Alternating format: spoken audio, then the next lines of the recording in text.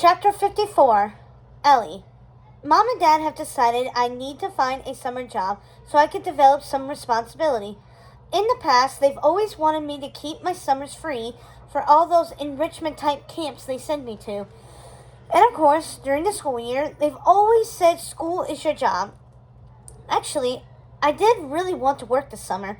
I've never worked before, never really wanted to, which just shows how pampered I've been my whole life. I didn't even know how to start looking.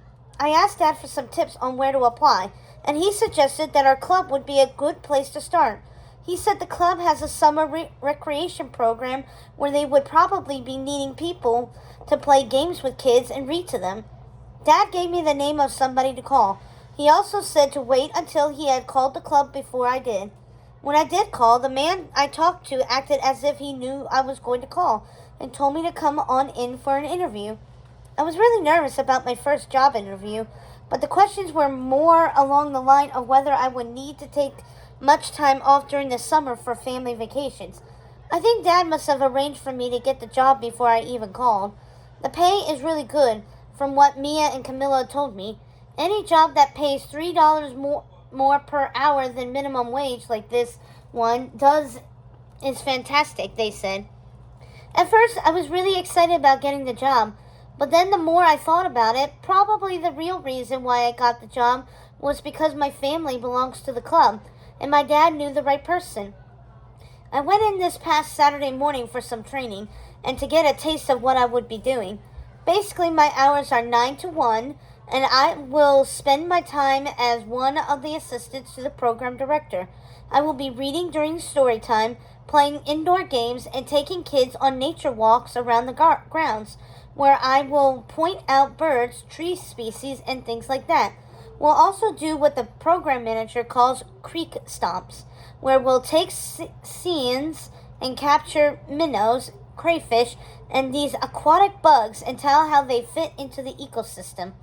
I could tell what a minnow and crayfish is, but I've got no idea what to call all those aquatic bugs except, well, bugs. The only person I know who could identify them would be Luke, and then I got this brilliant idea. I told Luke about my summer job and how I will be leading creek stomps and asked if he could help me learn some things. He got really excited about that, so we made a date for Saturday after he got off work, and I had finished my training at the club. He told me to meet him at this entrance to the National Forest, and we would walk a short distance to a creek and scan up creatures and identify them. On the way, he would point out trees to me and identify some bird songs. When he showed up, he was still dressed in his fast food uniform. He was filthy and sweaty. I guess he must have noticed how I was looking at him because he sarcastically said, "I'm the janitor there, making a whole dime more than minimum wage, so I'm raking in the dough. I do get a tad dirty, as you could probably tell." As soon as we got inside the woods, Luke said, "Hear that eastern wood peewee singing? It says its name over and over. Peewee! That's how you learn bird songs. Learn them phonetically like that and use some memory trick." I listened for a little while, and Luke was right. The peewee was saying its name over and over. Then he said he heard an American redstart, which has a song like a squeaky bicycle wheel. I listened to the redstart singing for a little while, and then I felt I could permanently identify them. The song really did sound like somebody riding a bicycle that needs oil. I was so impressed by Luke and what he could do out in the woods that I said something that I realized now was pretty hurtful. "You should have applied for my country club job. You'd have been perfect. Ellie, there's no way they would have hired me, except as a busboy or dishwasher," he said, with just a touch of an edge to his voice. "I'm not their kind of person.